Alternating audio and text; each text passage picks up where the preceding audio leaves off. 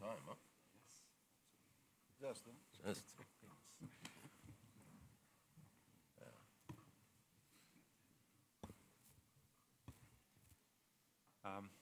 Good afternoon, ladies and gentlemen. Thank you for being with us this afternoon. For those who don't know me, I'm Alexandros Damianidis, and I am a maritime partner of Watson Farley Williams, based in our Athens office. With my main expertise being maritime contracts, including shipping finance, shipbuilding contracts, SMP, and so on. I would like, first of all, to congratulate Capital Link and Mr. Linkoras Bornozis for this excellent forum. And thank you for giving me the opportunity to present you today a panel with some of the main global industry leaders. We have with us today Mr. Ahmed Ali Alsubaey, CEO and board member of Bahri Group. Mr. Evangelos Marinakis, founder and chairman of Capital Maritime and Trading. Mr. George Prokopiou, founder of Dynacon Tankers Management, Dynagas Ltd, a listed company at the New York Stock Exchange, and Sea Traders. And Mrs. Lois Zabrocky, CEO of International Seaways, a listed company at the New York Stock Exchange as well. Thank you for being with us today. I'd like to start this panel with a question regarding the IMO vote, the recent IMO vote on net zero, on the net zero framework. This, as we all know, has been postponed for a year. Is this, in your view, a firm pause on net zero, or a case of restarting again from scratch to come up with a new proposal? And if so, what is it that would need to change in the framework for a revised proposal to be accepted? Is it an acknowledgement that the regulator overstretched, perhaps? People say it's just a blip, but how can owners make it work without the backing of the two biggest trading nations? Would you like to start with this question? Or who would like to start? I would like to Mr. start. Prokopiou, of course. Is it by age, is it? Or? No, it's by beauty. Okay, okay.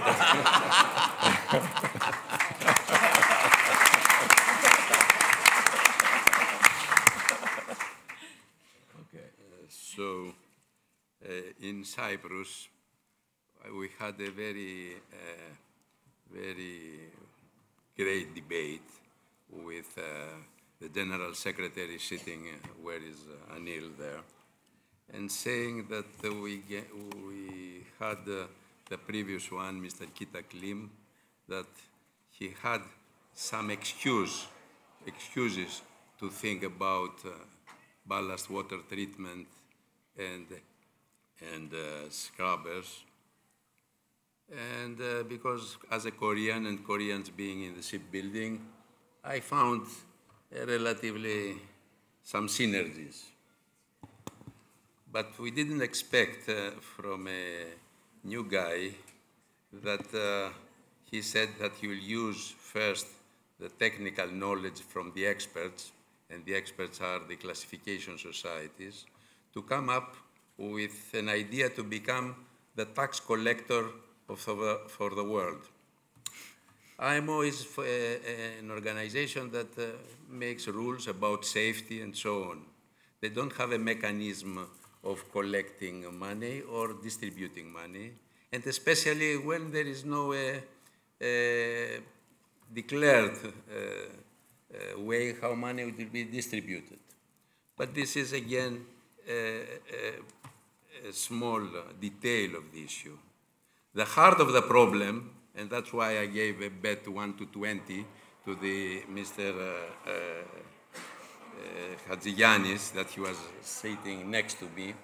I said, I bet 1 to 20 that this rule is not going to pass. No, he said, George, this is something that is already agreed. China wanted, Panama wanted, the all Greek Shipowners Association wanted. There is, I said, I bet 1 for 20 that this will not pass. Say, I accept the bet. Unfortunately, I didn't say the amount. So now that I've seen it, I say, okay, it is one euro, you give me 20. You lost. But apart from joking, first of all, why I was so convinced that this will not pass. It was because when you penalize somebody from not using fuels that they don't exist, this is absurd. How to penalize somebody for something that does not exist, to use it first. This discussion can go many hours because all is wrong. And I'll say how we can put it correctly, now what were the wrongs. But the second thing was that when Suezmax cost $80 million, $75 million, and so on. During the lifespan of the Suezmax, you have to pay $240 million in this penalty. So not only to pay once for the ship, 3 times on top for the penalty. This is not something, and of course nobody can foot this such type of the bill. The consumer will, but then we increase inflation, we increase poverty, consumption of energy is a factor of living standards. So, but in all sort of transportation, shipping is responsible for 2.5% of the world pollution. Why we don't focus on what the 87.5 does? First. Second, I'll make some key points, bullet points. We are not the engine builders, not the shipyards, we are the taxi drivers, we are the users. Do you, when you buy a car, you go and you insist or you invest how the car to be built? Then we are not the fuel makers, the refineries are, the energy companies are. So again, they are targeting a wrong, but the most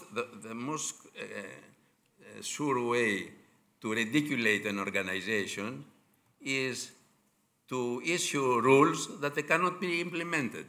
So they lose credibility. And of course the politicians, they want the desirable because they have a clientele to satisfy. But we businessmen, we focus on the doable because otherwise we ridiculate ourselves if we promise things that we cannot deliver. So then we come to the very ready, ammonia ready, LNG ready. Also, this is a marketing tool. Ready is $10,000 for the certificate and some. So, because in order to remove this illusion, because we say ready, $10,000. What we do as ship owners, we are ordering the best available ships at the given moment. We don't go to say, give me a model that is 10 years old or 5 years old. What is the best? What is the best engine? And we take the risks because the engines are not even tested. And we say, no, we want this version because it is 1 ton, 2 tons less. So what else we can do? The new ships that we order is 30 to 35% less in consumption for the same cargo. It's the first time that ship owners and green organization, all these that they make money about only from very glossy magazines, our interests are aligned. The major cost in a shipping company is the oil. Of course, we want to spend less. And of course, if there are available, and you have 2 suppliers every port, not 1, because if you have 1 supplier, he'll screw you with the price. So you need 2 suppliers in every port in order to have a distribution system. Sure. So when this is available, we'll go. But it is not our task. Of course, we buy whatever is the best available. So we have to be serious. And what is this? We have all the time, ship owners are busy in running their business, and other people that they have not such interest are formulating the regulations. I really cannot understand why the Norwegians and the northern countries are so in favor of this net zero framework. I need an explanation. So far, I have not got the explanation. I don't understand why is this. Because, okay, if you have 600 billion profits and you order 1 ship to say this is ammonia and we are in ammonia and so on, I know this is a very good PR exercise. Sure. Do it. But we are a family company. We try for the best. We care for our children and our grandchildren to live in a better environment. But we go with the possible, not the desirable. No, I don't want to take more of the time. We'll have a... Thank you. Thank you very much. Thank you very much, Mr. Prokopiou. I wonder if there are any different views in the panel. Who would like to start, please? Go ahead, Evangelos.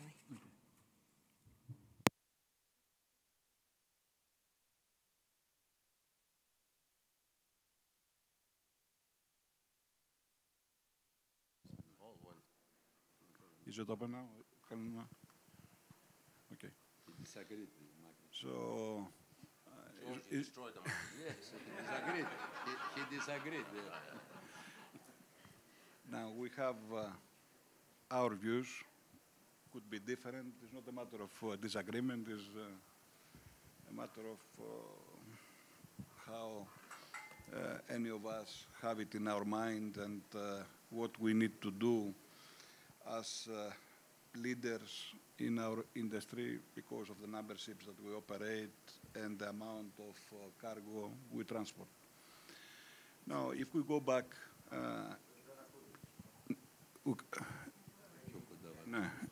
so it's okay now. Okay, so if we go back the last 10 years, there have been a lot of discussions within IMO, within the committees of the Greek Shipowners Association, Norwegian Shipowners Association, European associations, and of course a lot of discussions with our classifications society regarding all this effort to reduce emissions. But I think that where the problem starts is that always because of disagreements, we try to find compromises. So at the end of the day, the compromise was that we can still use our vessels, but we will be penalized with a tax that the countries in Europe will be receiving. So in this way, we don't solve the problem for our environment. It's like you pay someone and you die happier. So it doesn't make sense, for me to... What Mr. Prokopiou had said all along was slow steaming. So with slow steaming, there is a result. The result says that there is less emissions. And the only thing that is increasing is the time of transportation. But at the end of the day, you see a result that helps the environment. And this is a matter of fact. Now, if you are penalized to pay, it is a high taxation for using your vessel, doesn't solve the problem. So, and the reason that they went to this measure is that they couldn't agree in the basics in the first place. So this is reality. And the other reality is that Mr. Trump was elected. He was, from the very beginning, he was very radical regarding the green discussions and transitions. And of course, by putting, by campaigning to countries that they shouldn't vote for this taxation, we saw that some countries also in Europe, at the very last minute, they, Greece and Cyprus. And of course, the result was this postponement. Now, what I think that we should do is, at the end of the day, all of us to compromise, but to agree on measures that they will have an immediate effect to our environment. And we have a year in front of us, at least, to make some constructive discussions and find a solution. That's how I see it from my side. Good.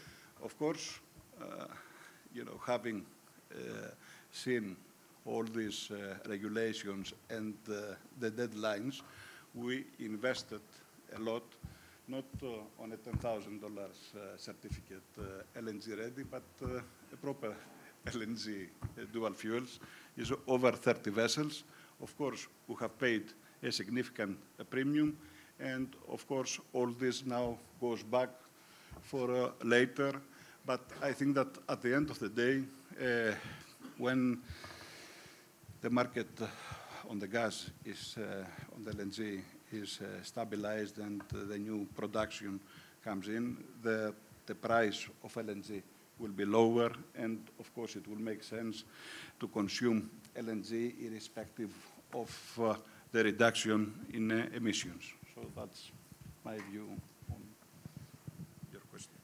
Thank you, Mr. Marinakis. Well, I'm not going to let the lady on the panel be last, so please go ahead. Oh, okay. Let's see. Yeah. Okay. So, you know, if we look at the new building order book in the world of shipping, you're looking at over $70 billion, right? So the shipping industry, all these companies that are entrepreneurs that lead the way, make the investment, but the technology has to be ready for us. And we for sure know that, you know, once fees are collected, you need to have a very efficient use of those funds. And that's not yet in existence, right? So, you know, in the United States, I believe we now have our government open again.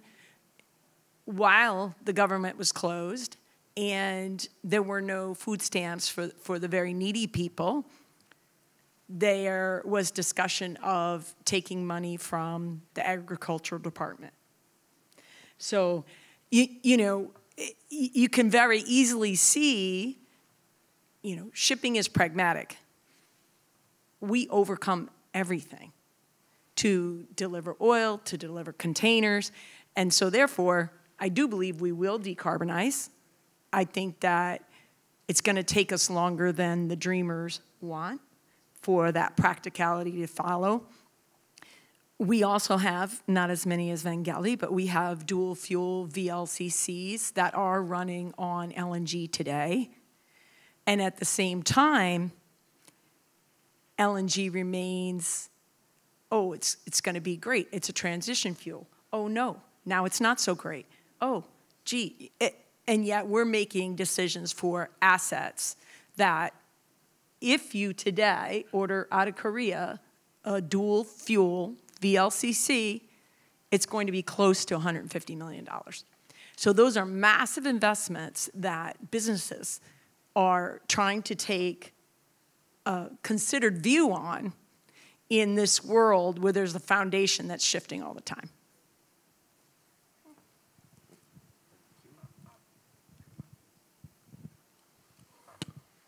First of all, good afternoon, everybody. Everybody's so quiet, my goodness. Good afternoon, everybody. All right, now we got some energy. First of all, what an honor it is to be with some of the giants of our business on this panel. I'm just privileged to be here on this panel, sharing the panel with them. Some of them are physically giant, not just figuratively giants. So just to demonstrate that we love the environment, we are the only two sharing the bottle of water here. Everybody's got their own bottle of water. So, no, really, this is, that's why we're going to spend some time on this question, because I think it's I would think the core question that we're all sort of struggling with. I don't know who have hijacked our love for the planet. Somehow we put a label on shipping that you are dirty, you are polluting the environment, and I just want to let everybody, we are all in this room, love this blue planet. And whether regulation or no regulation, we will always continue to find ways and means to do this in the safest possible way. If you look at our industry from what happened in the 1960s, today, it doesn't even resemble.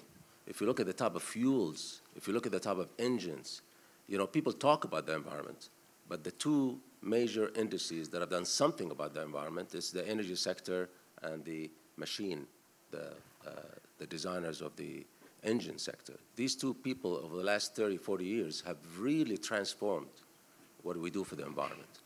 So I think this was a wake-up call for all of us. The way it's shocking all of us, and this is the first time that we postponed a regulation because we were going really, you know, with the dreamers. If you're not a tree hugger, you're not an environmentalist. I don't know why that label was put on us, but I think it's a wake-up call to be. We heard Lois say pragmatic. I think we are pragmatic environmentalists. And we've heard George say what's possible, and we've heard, Mr. Marinakis about that we're really doing something, not just about a certificate. We're really doing some real changes and we're making the investment to do so. So I think being pragmatic is good for the environment, good for the business, and it's a wake-up call because supply chain comes to a screeching halt if we don't do this right. And I tell you, this industry, shipping industry, you don't know how powerful you are. You know, when we sneeze, the rest of the industries get a cold. We've seen it. We've seen how vulnerable our business is supply chain is during COVID, when it became really, really a wake-up call for all of us. The conflict between Russia and Ukraine, the havoc it did to food security, the two bipolars, China and the US, when they get into these trade wars, it really affects us all and affects the man and the woman on the street. So we take this very seriously. We will do always what's possible, and even when it doesn't make sense for the environment. I mean, I'll tell you something that maybe some of you will have a different view with, but I'll try to be controversial here. I never liked those open-ended scrubbers. I thought it's a joke. If anybody thinks we're doing this for the environment, I don't know what science they have been reading. To take pollution from the air and put it in the sea and get into your food cycle. Who would thought of this as a great, environmental thing? Yeah, and so we're polluting the seas, we're polluting, and now the fuel, the power plant, it used to be, away in the middle of the water, in the middle of the oceans. Now we brought it closer to our land because now we have all the fuel that's going to the vessels now ended up in power plants, which is in the backyard.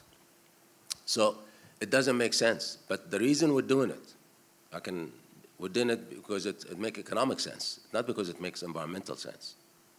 And I hope that we don't get regulations that on the face of it, it looks environmental, but actually it is not. It's more harmful to the environment. So I think this wake-up call will make us introduce regulations. We've always been an industry that is first when it comes to changing its ways and changing its practice to save the environment. So I'm hoping that the next time the IMO meets, they will come up with something pragmatic, something possible, something we can do, so we can truly, truly, show our love for this blue planet. Thank you.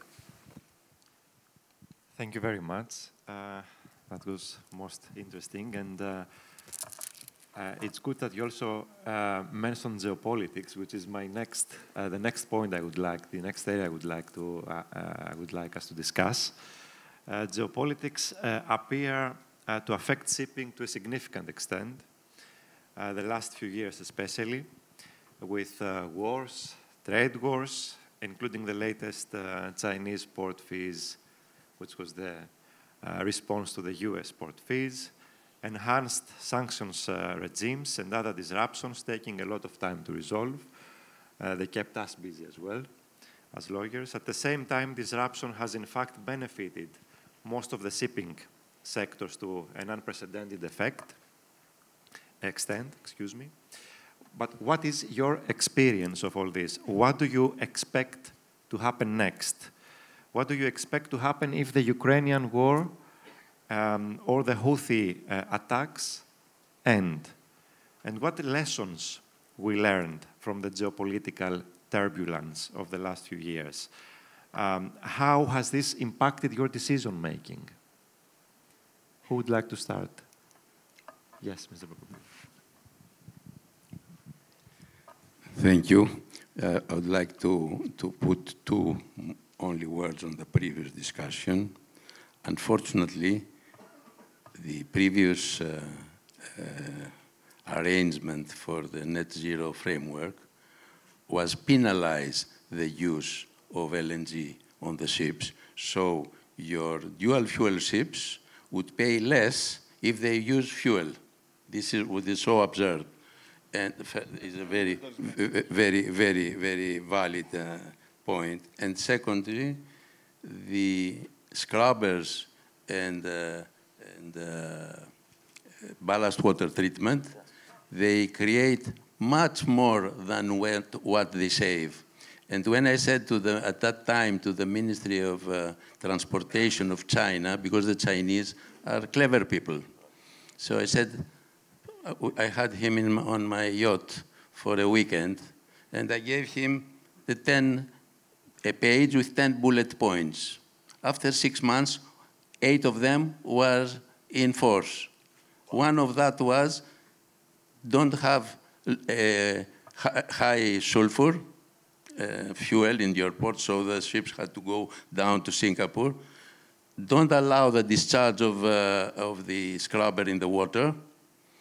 And you see, in 6 months, it was regulation. It was implemented. Why? Because they see the substance. And Mr. Trump is a businessman. He could not accept this completely unreasonable, I don't want to say another Greek word, in being implemented.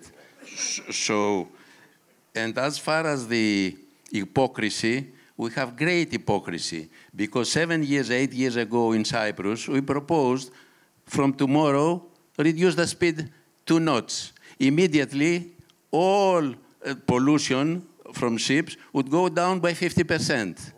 By 50%. And the container market that was in tatters would pick up. But our friends from the north, they were furious. I don't know. They don't want to make money as well. I really, this was my great disappointment. First, you need much more ships. That's right. So freight rates go up. Anyway, coming now on the geopolitics, the best way for improvement of living standards is peace. When you have peace, trade flourishes. And when trade flourishes, as is 90% is globalization is implemented by shipping. And what means globalization? Globalization means to buy raw materials or finished goods with guidance, only price and quality.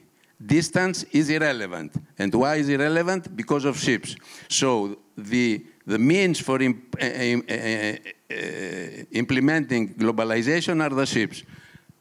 Now, I hope that soon the last war will be over, and we have to rebuild many places: Libya, Syria, Gaza, Ukraine, Lebanon.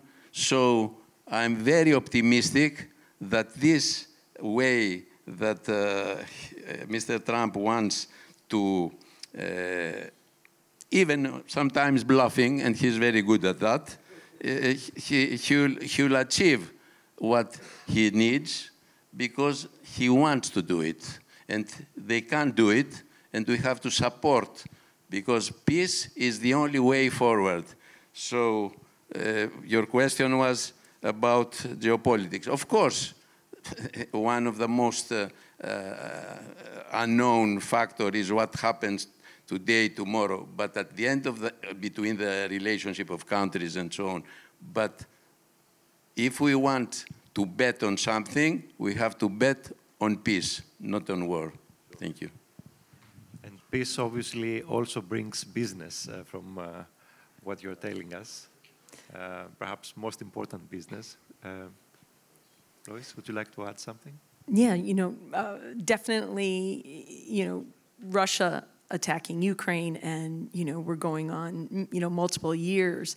Obviously, it did add ton-mile demand. But to George's point, we are international.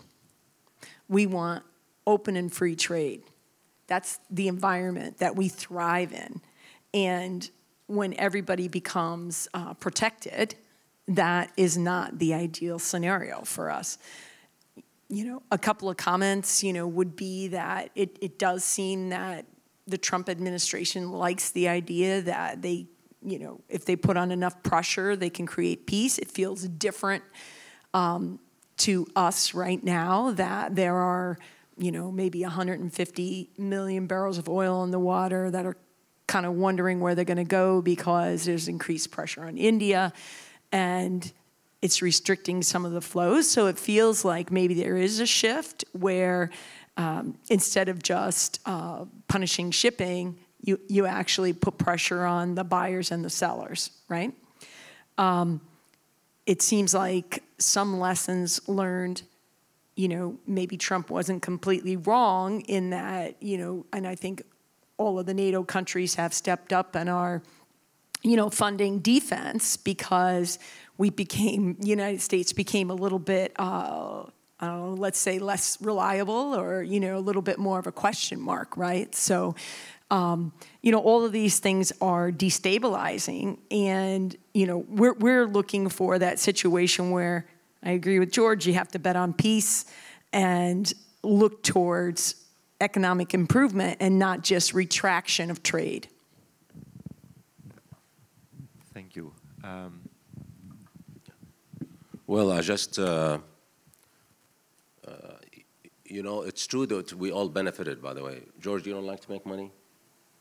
We all benefited from this geopolitical tension. I think if you look at the Red Sea, premiums just shot up, and who benefited? Shipping companies did.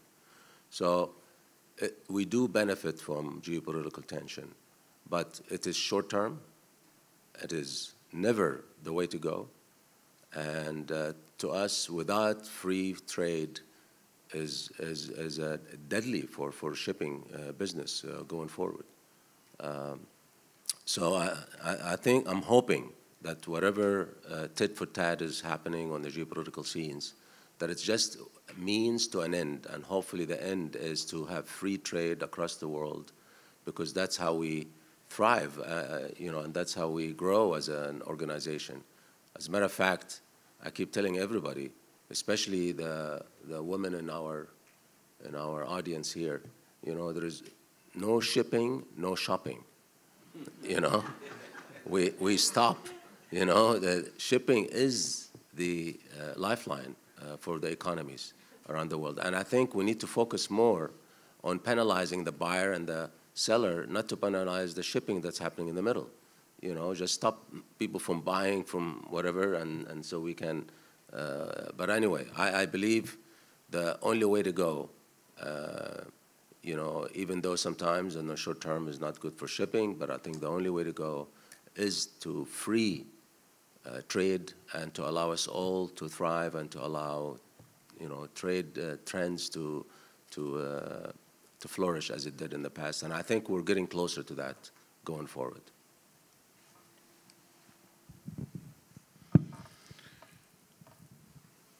I would like to make also another point, and of course this starts from geopolitics because of the wars that we have in Ukraine and between Ukraine and Russia. Also other wars in the Middle East in the past that involved also Iran. And of course we have the civil war or what is going on in the last few years in Venezuela that have all these sanctions. So now, what we were talking before about net zero, all the discussion is to keep our seas clean. So there have been a lot of discussion, a lot of legislation, a lot of expense from all of us in order to keep, again, I'm repeating, our seas clean. And at the same time, we have politicians talking about sanctions and also talking about peace eventually. And when I entered the room, there was a discussion with Anil regarding dark fleet and sanction fleet. So we allow all this time over 1,500 ships.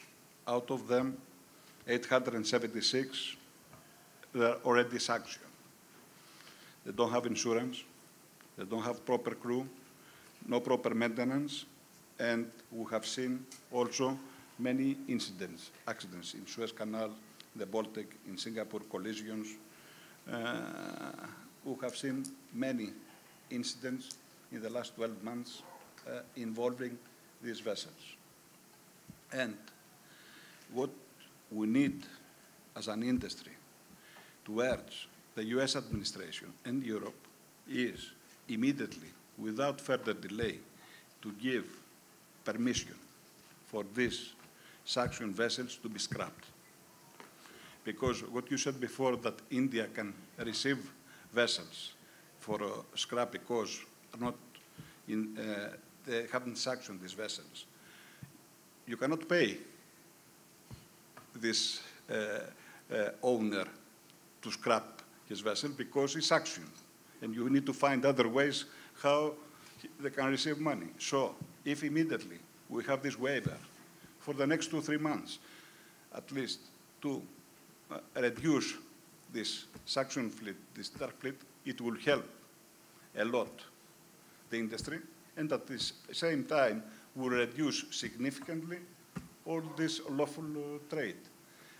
So because, you know, we spend time and efforts and money for issues that they have a very small impact into pollution, and at the same time we leave you know, fundamental problems continuing. Does make sense. So I think that from here, you know, we need to put our effort to send a strong message to give this waiver immediately, so we can get rid of this fleet.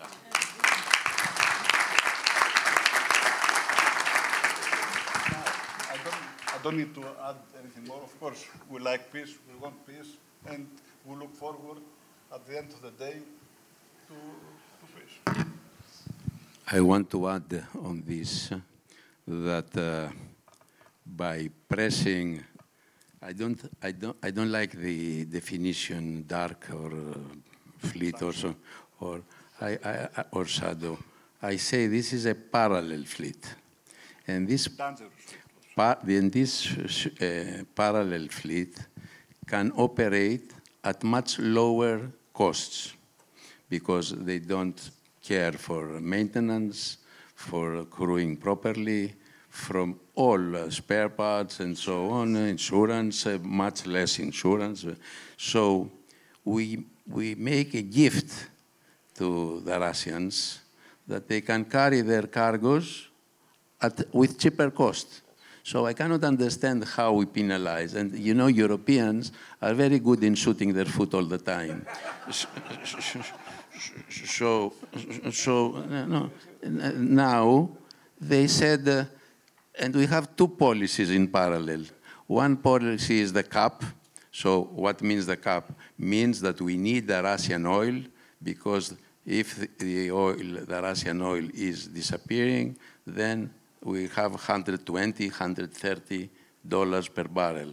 Because still the Druzhba pipeline is working at full capacity and supplies all landlocked refineries in Europe. So there is no more hypocrisy in the world than that. And 25% of the LNG that is used in Europe comes from Russia. And as you know, we had sold two FSRUs, not sold, chartered two FSRUs to Germany. When the invasion came, they were very much in panic, and they came and they signed with the Vice Chancellor, despite he was a Green Party, Mr. Habeck, and Ministry of Economy. So we signed a 15-year charter party for two ships at very satisfactory levels. But then, after a few months, they felt that having the Suezmaxes in Germany receiving the LNG, it was too obvious that was coming. So what they did, luckily I have seen this coming and I've sold it, and I sold it very well in time. And they took it now, both ships are in Egypt. Oh. You don't know that, because they both are in Egypt. And how they take it? They take from France, from Dunkirk, they discharge the LNG, they regasify it, and they say, we don't bring. I say, what you don't bring? It is the pipeline that makes the difference. So it is huge hypocrisy. And I believe the only way forward is to accept the reasons of the invasion and find solution and the root cause. If we don't find and we don't give solution to the root cause, peace cannot happen.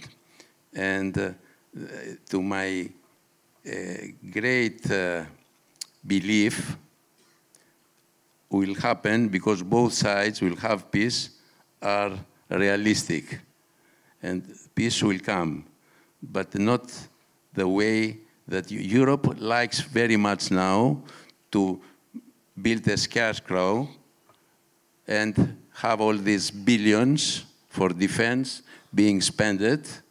And you know how it was with COVID. Still, we pay the inflation cost from COVID. Now, with these billions, the inflation will go to the roof. And we'll have a 10 years now new exercise on inflation. So we have to be honest and not try to sell wrong ideas to the populations. This is what is happening now in Europe, and I'm sorry for that. Thank you. Thank you very much. Very good points. Since we are in the area of the United Arab Emirates, I would like to ask our panelists about UAE, Saudi Arabia, and other Middle Eastern countries. They're obviously very significant counterparts for shipping, with many cargoes, as we have heard, coming from this area, especially on the oil and gas sectors, of course, but also on the ship-owning side. I would like to ask our panelists, what is your view of the future of the area? How do you see it developing?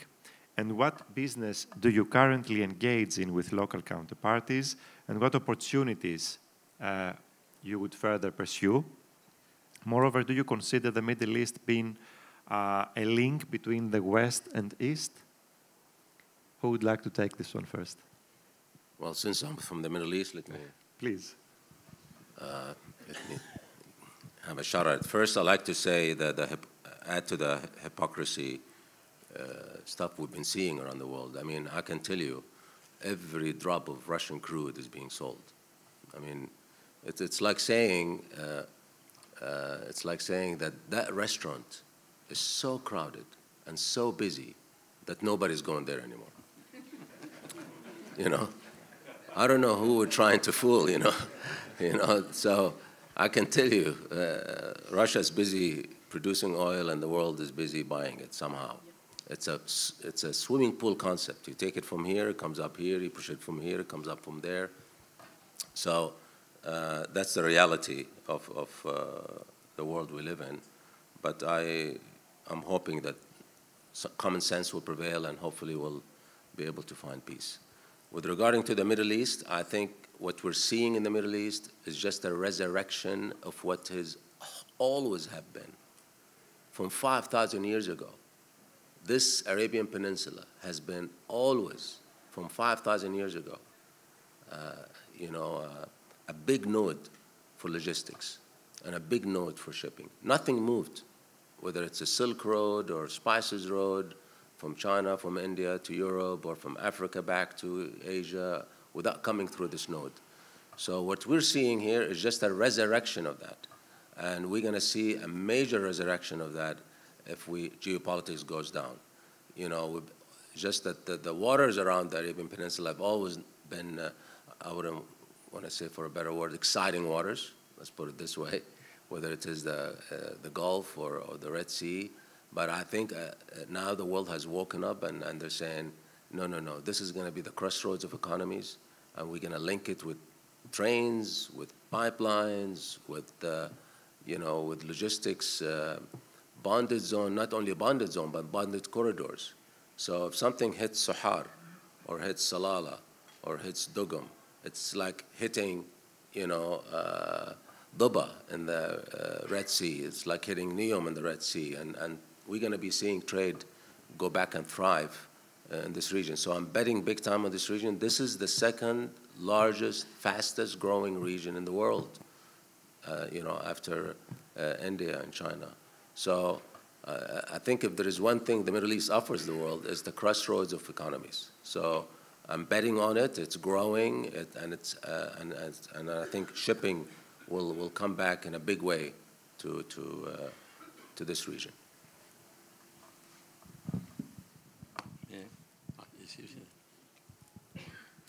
We have a saying in Greece, χωριό που φαίνεται, κολαούζο δεν θέλει.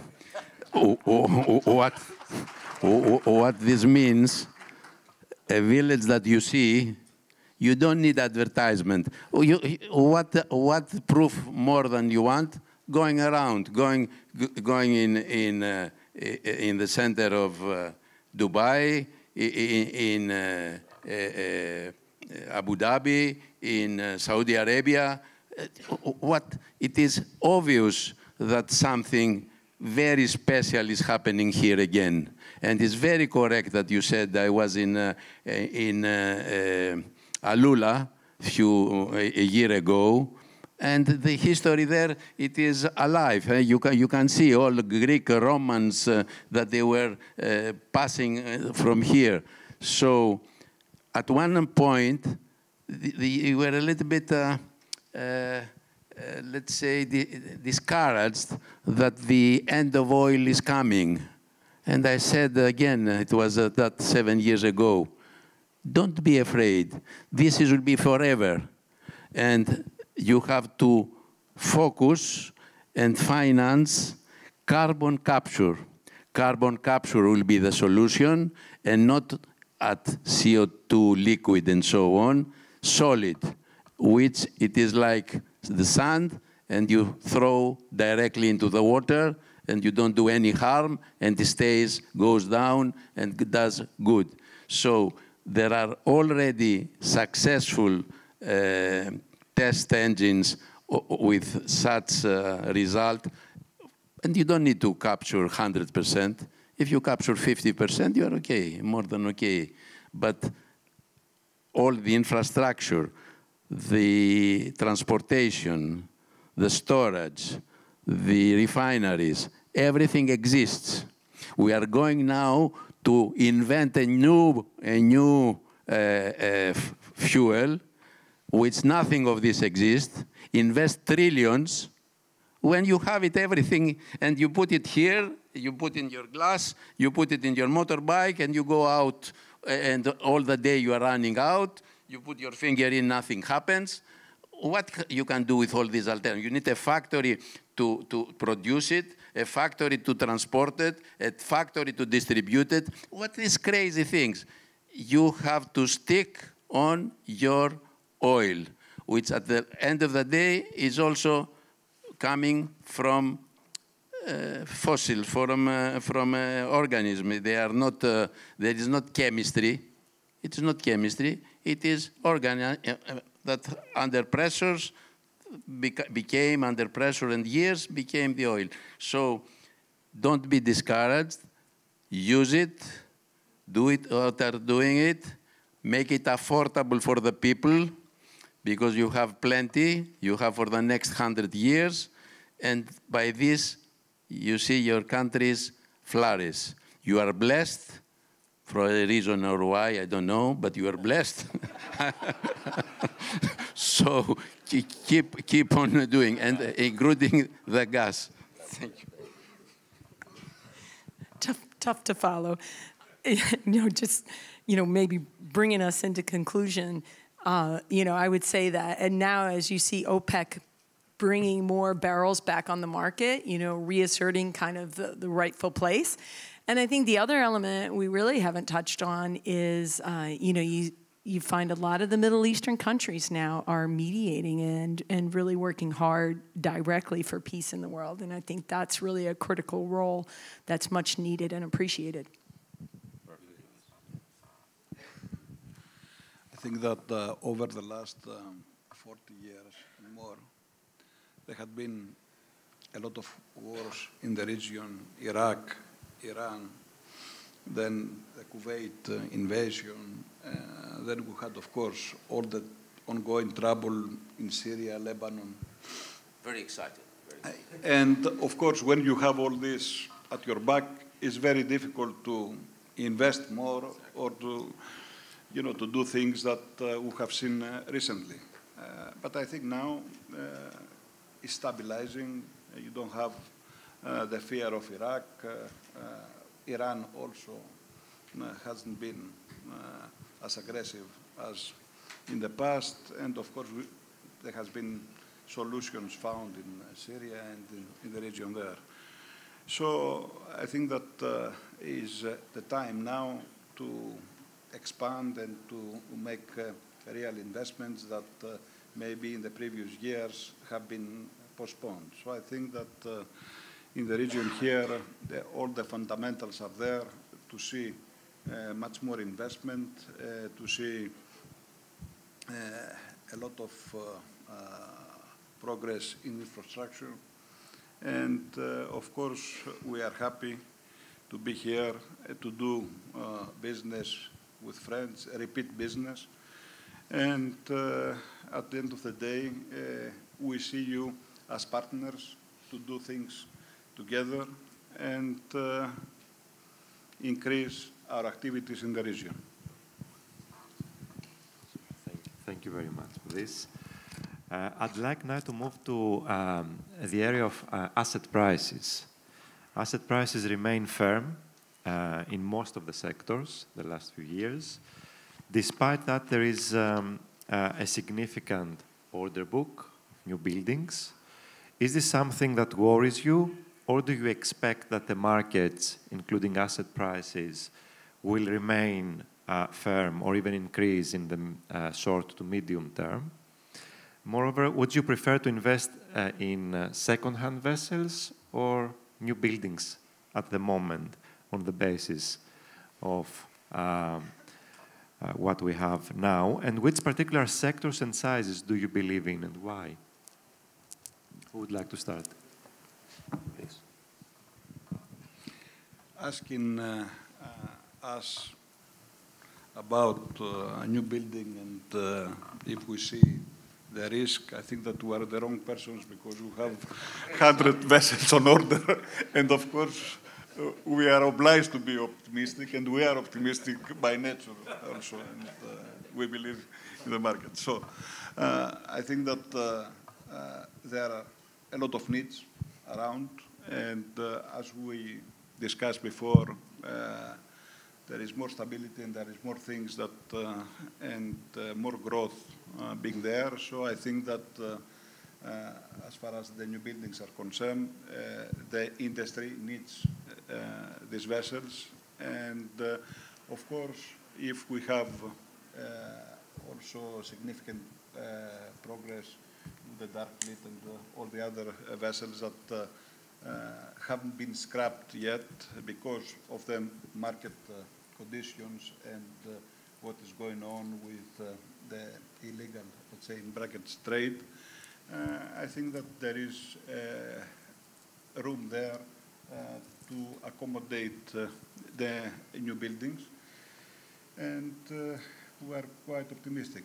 Then, of course, we live in an inflation environment, and you see that the prices do not seem to go down, and I think that all costs have been increased, and I don't see any immediate, let's say, reduction on our prices. So we are optimistic. We think that ships needed for the growth, and also the other thing is that with the new ships that we order, they are significantly more economical, and of course this helps also the environment and also helps what we discuss regarding emissions. And answering your question is yes, we are optimistic. Yes, we see that the prices will remain high for a significant amount of time. Thank you. Yeah, if I may, I'll use something that Trump has been using. Remember the drill, baby drill? We are build, baby build, you know. I think vessels will continue to be built, especially when regulations are changing, because you need to replace those vessels long before the end of the lifetime. But you know, we've always been living in either high prices or low prices. If you ask the seller, he'll say, yes, I like these prices. If you ask a buyer, he says, no, I don't like these prices. And it depends where you stand in the industry. If you are, let me give you an analogy. If you are a day trader who, you know, sell and buy every 2 hours, you know, these prices scare you. But if you are a long-term, you know, investor, you know, a long-term shipper, then it doesn't matter. If you have a fleet, rule of thumb, you continue to renew a fleet, whether it is you're going to catch it here, and you're going to catch it here, you're going to catch it here, you're going to catch it at all cycle. But you continue to do that because you have a commitment to your cargo owners. So we'll use all buckets, brand new, second-hand, you know, shipbuilding, you know, TCing in and TCing out, all buckets need to be used, and more of them need to be used. And what we'll do in these markets, we'll adjust. We'll do this bucket a little bit less, we'll do this bucket a little more, but eventually in this, and I think the unpredictability and the windows of opportunities are getting shorter and shorter and shorter. We're going to live with volatility, you know, in this world. It's not going to get any less. We're going to live with more regulations. It's not going to get less. So I think keeping all those options open and ensuring that you have something in each bucket is what I think going to be the winning strategy going forward.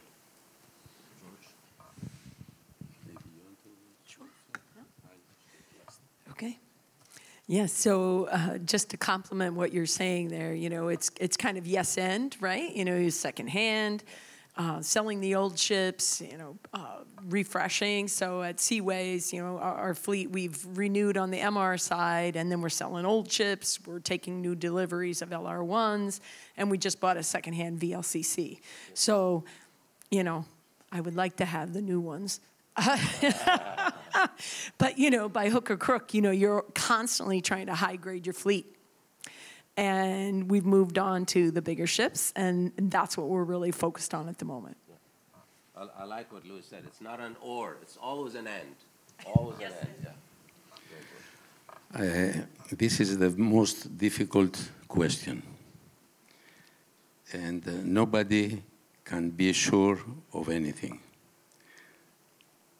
Scrapping, which helps to trim the market. As you trim the tree, you trim the market, and then happens when the ship that you are selling is a loss-making ship. If you make $1,000 per the ship, you don't give it, you keep it. So in order to see scrapping, we must have a 6 to 12 months bad market. This is one, Mr. Sharma said it before, because the market is good, no ships are going for scrap. It is obvious. You don't scrap something that is positive on your balance sheet. Also, the yards are busy now practically up to the end of 2029, fully booked. So today we have the end of 25.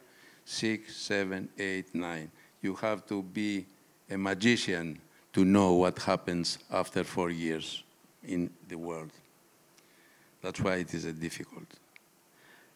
What can bring this upside down? A financial crisis. How a financial crisis can happen if tariffs backfire and the regional building walls in trade, which this is a possibility. The 32 USA financial crisis and big crash started because at that time, again, they have put tariffs. They use also the same, and they call it at that time flower tariffs.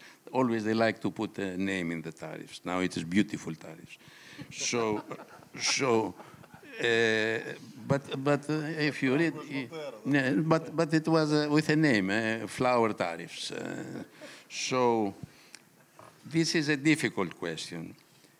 Definitely, every younger ship is more efficient, and as the biggest bill that we are paying in our company is the fuel bill. So if this comes down 30%, 35%, is a big advantage. But as you see, and we repeatedly said, these very old ships and dark fleet, parallel fleet, whatever you call it, they make a lot of money, and they go up and down and so on. And that's why also second-hand vessels, they command a price disproportionate with their age. So to order or not to order, I'm not the right person because I don't have credibility if I say this, because I have 100 ships on order. So it is not easy to give an advice. But I'm stipulating the facts. Thank you. Thank you very much. I had a couple of more questions, but I see that we are short of time, and I'm sure people are waiting for the lunch as well. I'm not sure if we have like 1 minute for a question from the audience, or if we should. I think we should. Shall we open it to the audience? One question? Anyone? Here forever, but let's have one question. Two. I have a question for Evangelos. Please. So you were talking about the dark fleet and about allowing the dark fleet to be scrapped, recycled. Do you think? Only scrap. Sorry? Only scrap, yes. So do you think that if they give this waiver and they allow the owners of the dark fleet to be scrapped, that they will do it?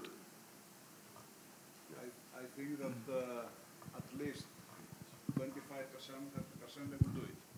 Because also there are a lot of ships that they can hardly move. So these ships, they use it for the trade with a lot of risk. And, Anil is the appropriate person to answer this question, but I think from what we see around, that at least 25%, and 25% is a lot of ships. And of course, will make a significant impact in the market as well. Yeah, will be a way out for them, yeah. Absolutely. Asking us. So I see no. Yeah, I think definitely if the licenses are given, there will be a flood of ships that are coming in because some of them are indeed unsafe and there are issues that are happening with insurance and so forth, yeah. Even if they put a time limit, within the next absolutely. 3 months, they can do it. Absolutely. The time limit will help this. Yeah, I think it's a good point. If they know that they have 3 months, they will go for it. Yeah. Question of the scrap shipyard. Is there enough scrapyard in the world? That's the question. Capacity, yeah. They can beat them. Okay. Okay.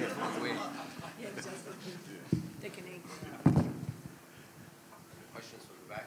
I don't see any hands up, so thank you very much to the panelists. Thank you very much. Now, before you come down, if you allow us to make a closing remark, because if you come down, there will be no closing remarks. All right. So, Ian, if you can come. First of all, I'd like to thank you for an absolutely dynamite panel. You know, I was joking that when you are putting a conference together, you have 3 main points: the beginning, the panel after lunch, and the end. So I'm grateful that, I mean, we ended the conference with the whole day was tremendous, but we ended with a thunder, so thank you very, very much. And again, Khalid and Hisham, thank you and Anil for pioneering our presence here. And now we'll turn it over to our partner, Ian from DNV, to give the closing remarks. Thank you, Nicholas. And round of applause. And what an event it's been, ladies and gentlemen. And on behalf of DNV and all participants, I'd like to share thanks to the Capital Link team, who've done an amazing job, to distinguished speakers, moderators, and everyone who have contributed.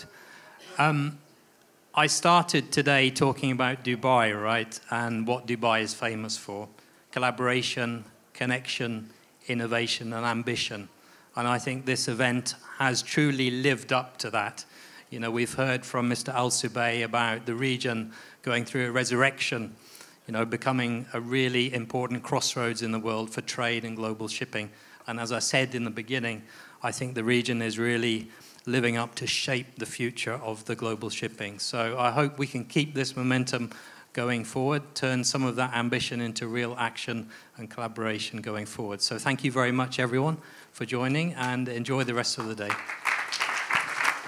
And by the way, thank you to all the sponsors who contributed to this event.